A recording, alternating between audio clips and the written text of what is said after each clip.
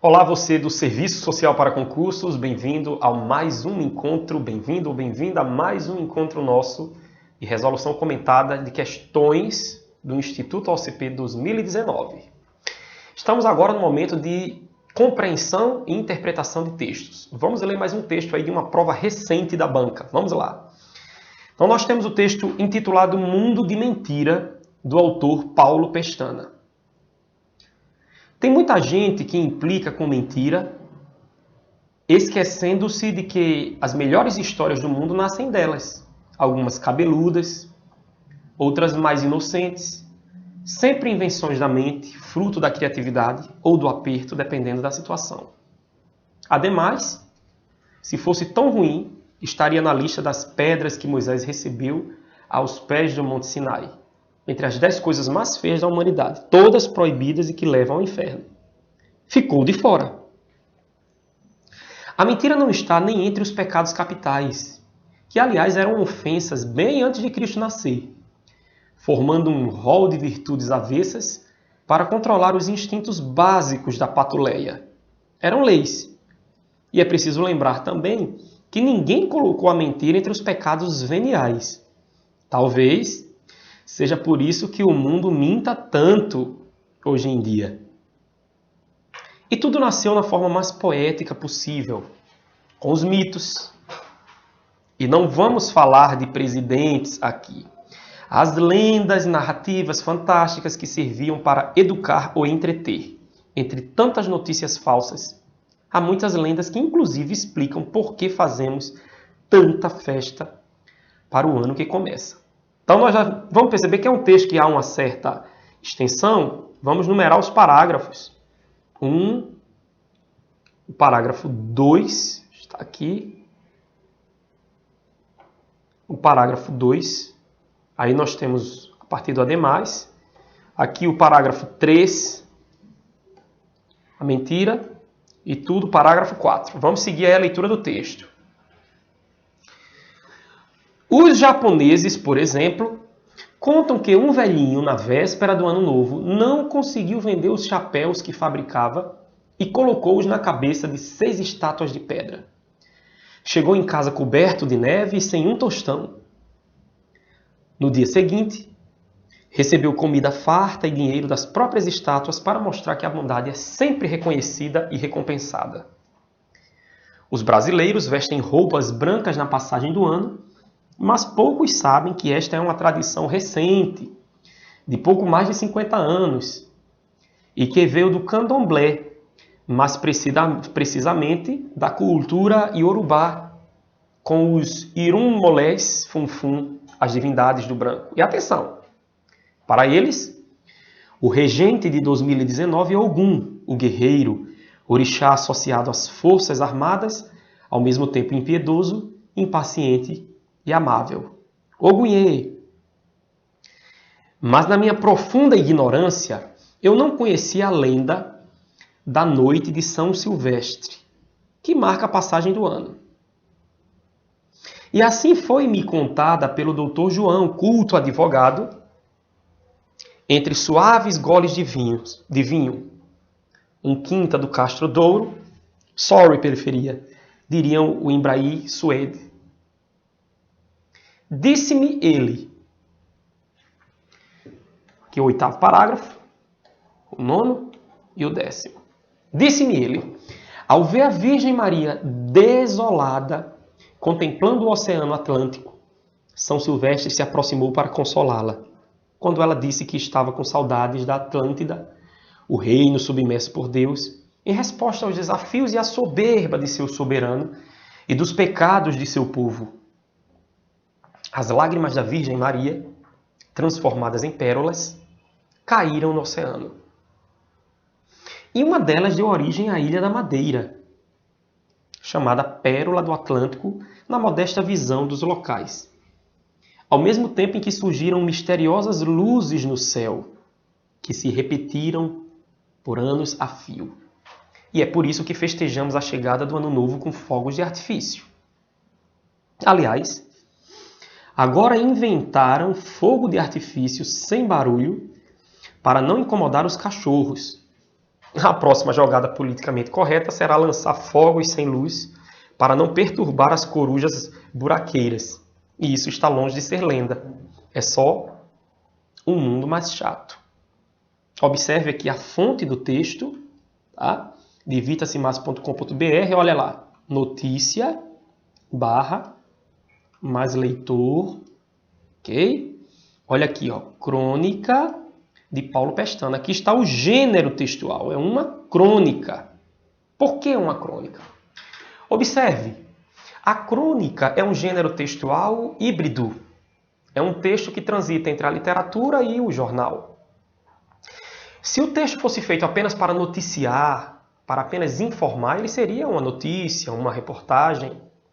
No entanto, esse texto ele pega uma situação do dia a dia e, a partir dela, ele vai tecendo algumas reflexões sobre a importância da mentira. Não é um texto simplesmente dissertativo ou argumentativo. Ele é uma crônica porque tem a experiência do cronista. Exatamente naquele momento em que um dia foi contado a ele a lenda de São Silvestre, ok?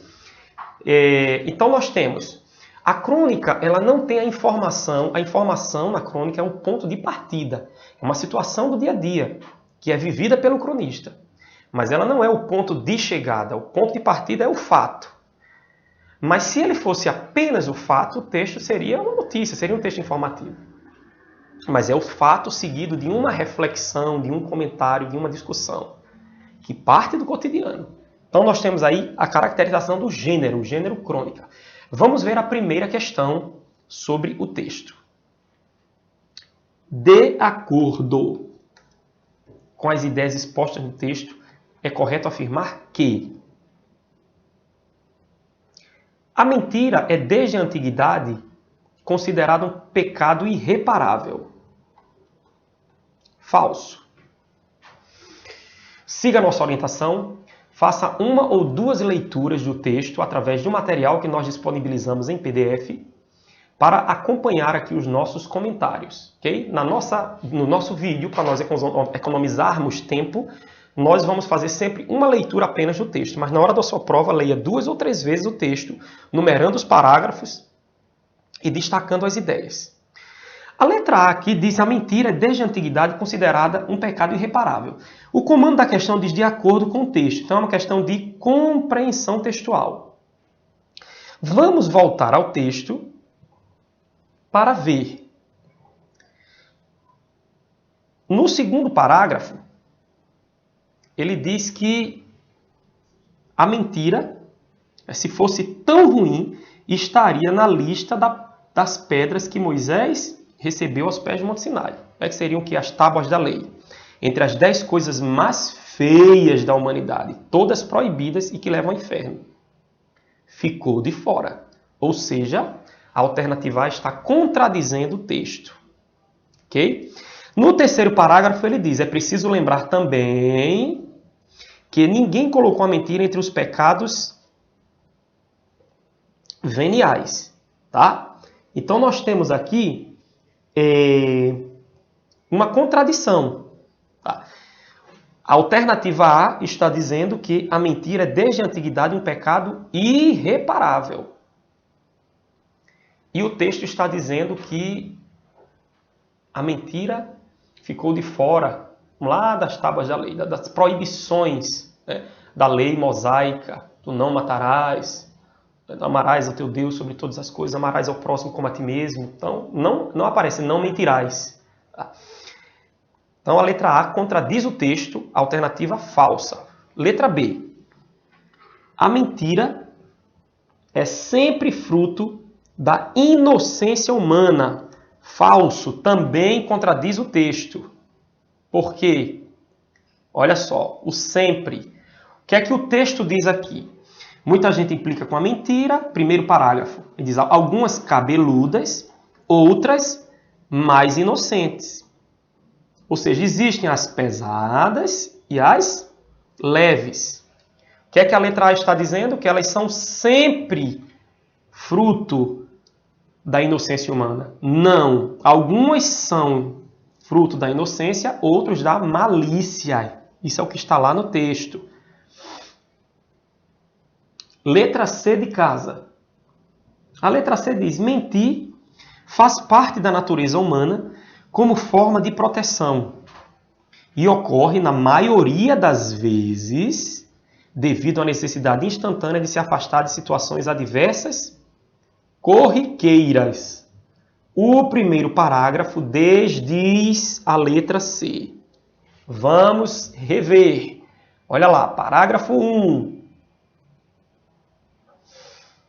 Esquecendo-se de que as histórias nascem das mentiras, algumas cabeludas, outras mais inocentes. Sempre elas são invenções da mente, tá? Mas algumas são da fruto da malícia e outras são fruto da inocência. Fruto da criatividade ou do aperto. Mas ele diz, dependendo da situação. Dependendo da situação. Ou seja, em nenhum momento o texto está dizendo que na maioria das vezes ela é uma forma de proteção. Não. O texto diz que ela pode ser invenção da mente, pode ser criatividade e pode ser o quê? Surgiu o aperto. Mas depende da situação. O que torna a letra C falsa é isto aqui. Na maioria das vezes, o texto não valida isso. O texto diz depende da situação.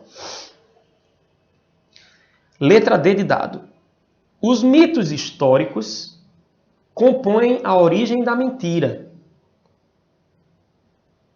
a qual é necessária para que o mundo viva em harmonia. Será que o texto diz isso? Ele fala dos mitos, sim. Mas será que ele diz que a mentira é necessária para manter a harmonia?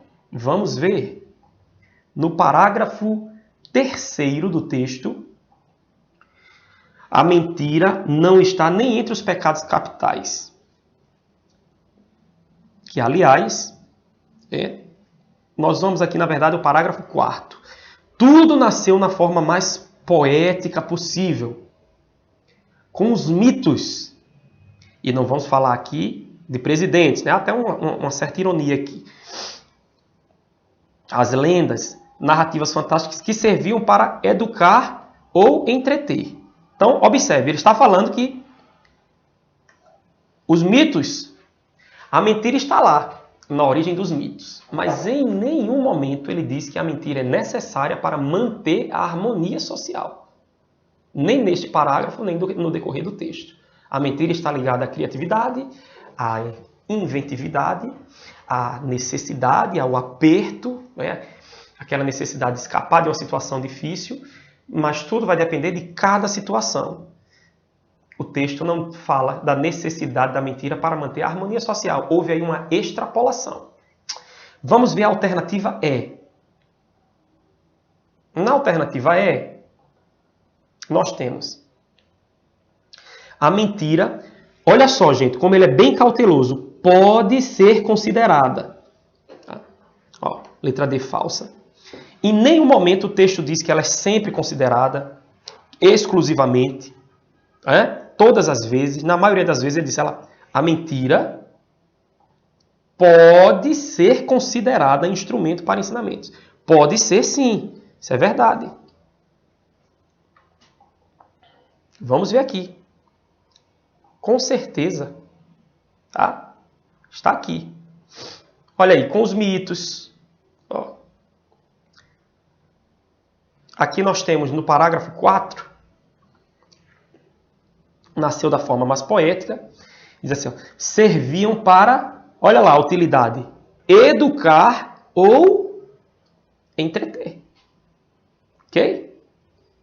Além de ele já ter falado que ela é fruto de quê? Da criatividade, fruto da invenção da mente. Olha, se ela é fruto da criatividade, da mente, se ela já foi usada para educar, para entreter, então, mais à frente ele vai citar algumas lendas aqui, né? Tá aqui, como a do velhinho na véspera do ano novo, como a própria experiência que foi dita a ele da Virgem Maria, né, desolada. Então, histórias cuja veracidade não é comprovada, mas a partir das quais é possível, sim, tirar um ensinamento. Ok? Portanto, questão 3, letra E. Quarta questão. Em relação às ideias apresentadas pelo autor do texto, é possível interpretar que... Muita atenção. Os brasileiros só passaram a comemorar a chegada de um ano novo há 50 anos. Falso. Muito falso. Vamos voltar ao texto. Os brasileiros vestem roupas brancas na passagem do ano e isso acontece há pouco mais de 50 anos. O parágrafo 6º do texto está dizendo, tá? A tradição de vestir roupa branca é de pouco mais de 50 anos. Não o fato de se comemorar o ano novo. Então, letra A, falsa. Letra B. O costume de usar roupas brancas durante a passagem de um ano para o outro advém do candomblé. Correto. Mas olha só o final, que é a religião mais seguida no país. Aqui seria uma extrapolação e uma contradição com a verdade, né? O texto não fala que o candomblé é a religião mais seguida do país. Falso. Os fogos, durante a passagem do ano, representam as lágrimas da Virgem Maria? Falso também. Se voltarmos ao texto, no parágrafo 9º, nós teremos as lágrimas caíram no oceano. E uma delas deu origem à Ilha da Madeira, ao mesmo tempo em que surgiram misteriosas luzes no céu, que se repetiram por anos a fio. É por isso que festejamos a chegada com fogos. Por quê, gente? Porque surgiram luzes misteriosas no céu quando caíram as lágrimas da Virgem no oceano. Tá? Então, os fogos de artifício, eles representam as luzes misteriosas no céu, não as lágrimas da Virgem. Falso. Letra E. As pessoas costumam mentir. Verdade. Uma vez que a mentira não é considerada um pecado que leva à condenação eterna. Por que é possível interpretar isso? Olha o enunciado. Interpretar. Estas palavras não estão no texto. Esta informação não está no texto. Mas a partir do momento em que o autor diz que as mentiras não foram colocadas na lei de Moisés, a mentira também não foi colocada entre os pecados capitais, o que é que nós podemos deduzir? Se a mentira não é um pecado capital, se a mentira não foi contemplada na lei judaica, então a mentira não é um pecado para a morte, não é um pecado para a eternidade. Isso é uma conclusão possível a partir do que o texto diz. Ok? Então, como a mentira é algo que faz parte da humanidade desde a sua origem, e as religiões não a colocaram como um pecado para a eternidade, nós podemos chegar a essa conclusão sim. Ok? Vamos dar uma olhada aí na letra E. Isso mesmo. As pessoas costumam mentir, sim. Então, as pessoas não têm aquela responsabilidade de eu não posso mentir porque a minha alma ficará perdida para sempre. Então, uma vez que a mentira não é considerada um pecado que leva à condenação eterna, e está aqui no texto, tá? A mentira não está nem entre os pecados capitais, aqui no parágrafo 3, que eram ofensas, tá? Muito bem. No final do parágrafo ele diz, talvez, a conclusão deste parágrafo aqui, conclusão do parágrafo, ele diz, talvez seja por isso que o mundo minta tanto hoje em dia. Talvez por quê? Porque a mentira não está entre os pecados capitais. A mentira não estava na lei de Moisés. Ok? Então, está aí uma questão de interpretação de texto. Letra e ou é. Vamos a mais uma questão. Quinta questão. Esta questão é uma questão de análise textual. O texto apresentado é considerado uma crônica. Olha lá, uma crônica. Ou seja, aqui está o seu gênero textual, já identificado. Portanto, nós ressaltarmos que em algumas provas do Instituto OCP, o comando da questão pede a identificação do gênero. Pode ser uma crônica, um artigo de opinião, dependendo aí, claro, do texto escolhido pelo elaborador. Então, fique atento. Nesta questão aqui, o enunciado já identificou o gênero. Mas há questões em que ele não identifica. Vamos aí à questão 5. Exceto por apresentar vocabulário variado e expressivo de acordo com a intenção do autor. Vocabulário variado e expressivo de acordo com a intenção do autor. Sim, isso é verdade. Não é uma exceção. Por exemplo, o texto, ele utiliza uma linguagem leve, mas uma linguagem que mescla um pouco de um padrão formal e informal. Só para dar alguns exemplos. Olha no primeiro parágrafo, ele fala em cabeludas. Isso é uma forma mais popular de se referir a mentiras graves. Tá? Lá na frente ele fala os instintos básicos da patuleia. O que é a patuleia? A patuleia era o povão. A patuleia é uma referência ao povão, à plebe, né? As camadas mais hipossuficientes da sociedade. Já não é uma palavra muito comum.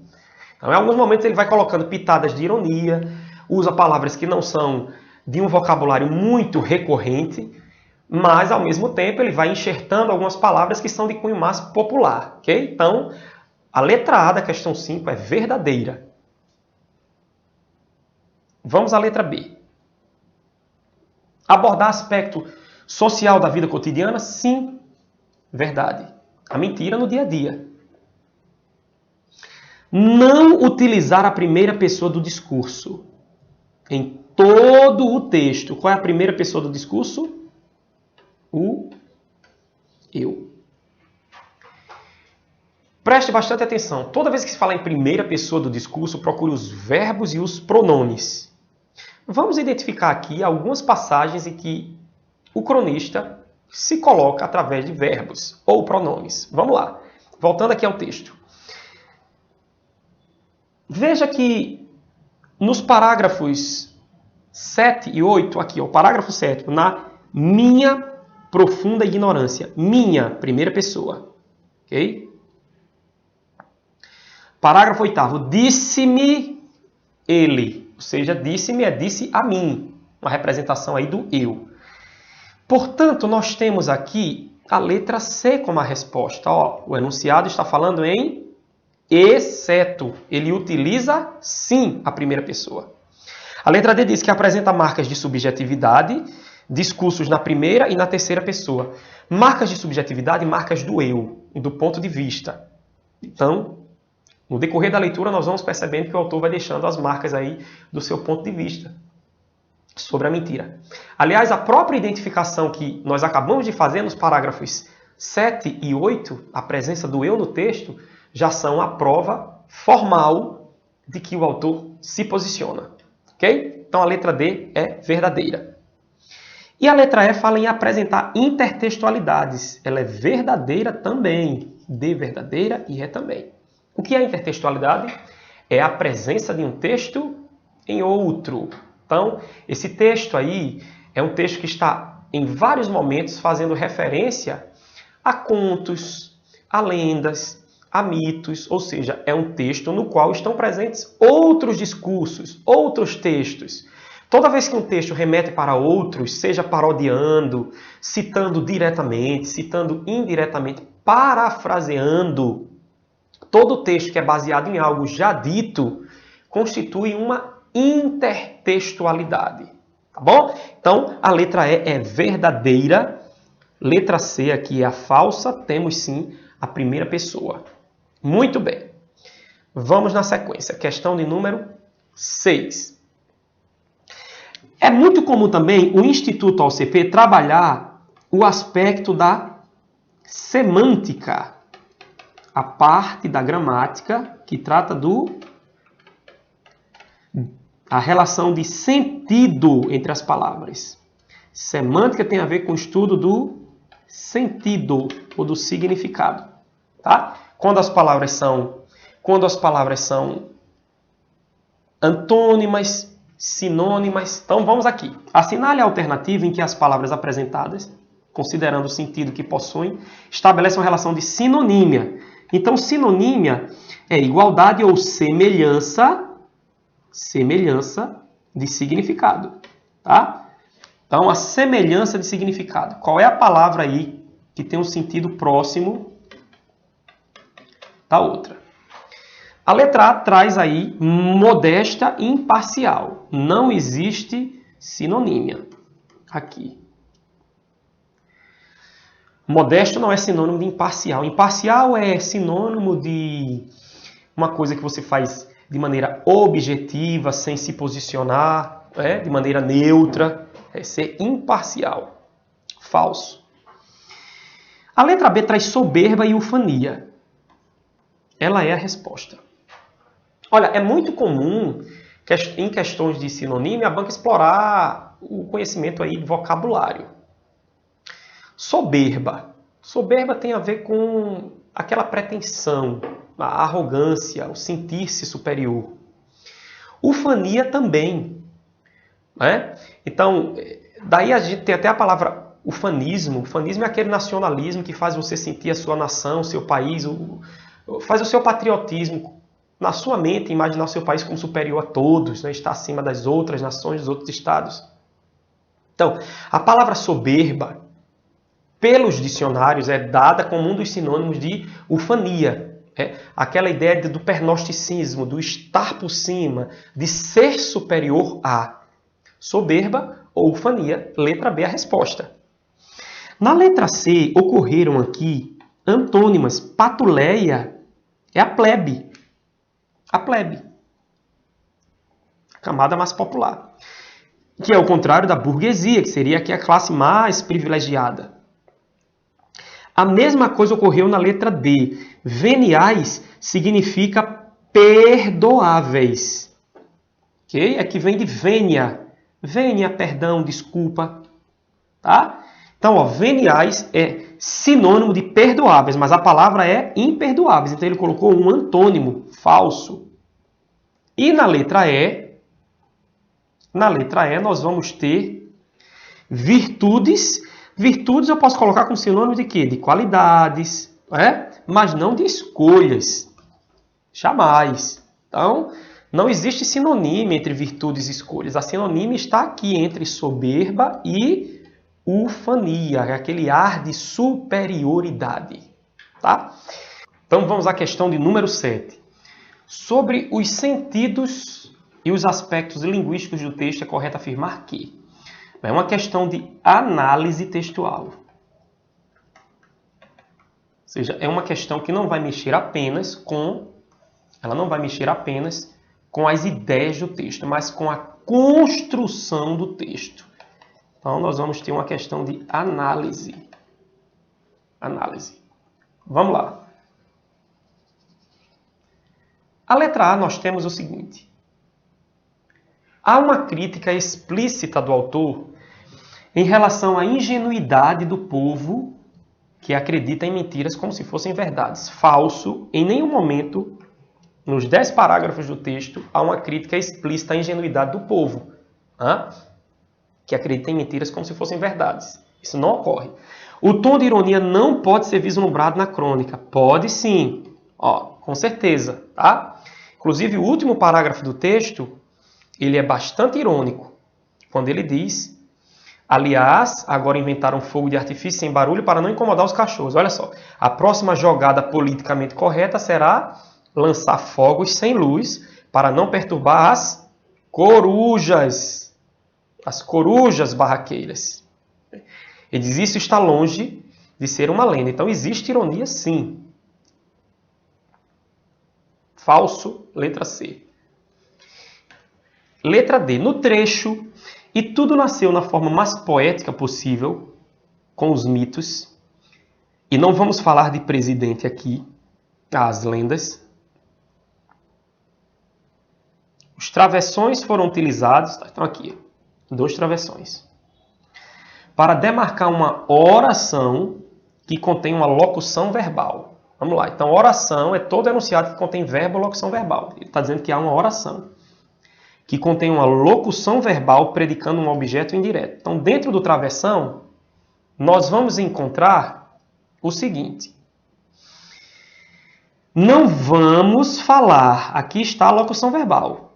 Vamos falar. Nós temos um verbo auxiliar e o verbo principal. Tá? Então, em vamos falar, nós temos a locução verbal. Agora, quem fala, fala de quê? Fala de algo. Isso significa que o verbo é transitivo indireto. E de presidentes, aqui vai ser o objeto direto. Aliás, o objeto indireto, tá? Tem a preposição. Ele é indireto. Então, nós temos, na verdade, aqui, sim, uma oração, locução verbal, aqui está o verbo auxiliar, aqui está o verbo principal. Vamos falar de que o verbo é transitivo indireto, seguido do seu objeto indireto, e por essa razão, a letra D é a resposta. Sim, existe o objeto indireto, existe a oração e existe a locução verbal, tá?